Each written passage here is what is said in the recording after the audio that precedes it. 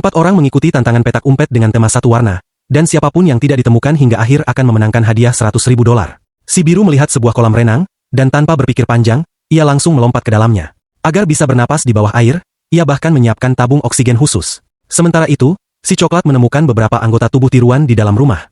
Ia meletakkannya di antara bola-bola mainan agar terlihat seperti jebakan palsu.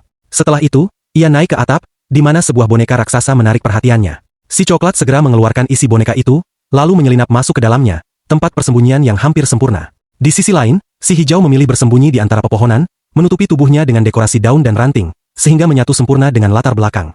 Si merah, kesulitan menemukan tempat yang cocok. Akhirnya, ia memutuskan untuk berdiri di antara manekin dan berpura-pura menjadi salah satunya. Begitu semua selesai bersembunyi, si pemburu mulai bergerak.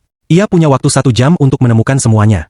Si pemburu pertama-tama menyisir area luar, menggoyangkan dedaunan satu persatu, namun tidak menemukan apapun. Ia lalu masuk ke dalam rumah dan menemukan lift mewah yang membawanya ke lantai paling atas. Tanpa ia sadari, si coklat sedang bersembunyi tidak jauh darinya. Begitu melihat tumpukan isi boneka yang berserakan, si pemburu langsung tahu, seseorang pasti bersembunyi di dalam boneka itu.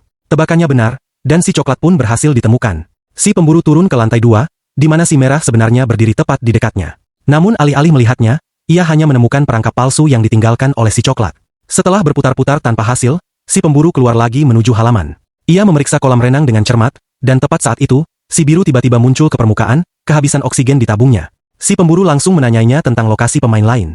Si biru dengan licik menuntut $10.000 sebagai imbalan. Terpaksa, si pemburu menyetujuinya. Si biru pun memberitahu di mana si merah bersembunyi. Si pemburu kembali ke rumah dan berpura-pura mencari, sebelum akhirnya, menemukan, si merah, menyingkirkannya dari permainan. Kini hanya tersisa 1 orang, si hijau. Waktu tinggal 2 menit. Panik, si pemburu berlari ke area luar dan mulai memeriksa setiap sudut pepohonan. Tepat sebelum waktu habis, ia melihat sosok manekin aneh berdiri di dekat semak.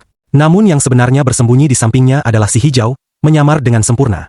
Akhirnya, si hijau berhasil bertahan hingga akhir dan memenangkan $100.000. Kalau kamu jadi si hijau, kira-kira akan bersembunyi di mana?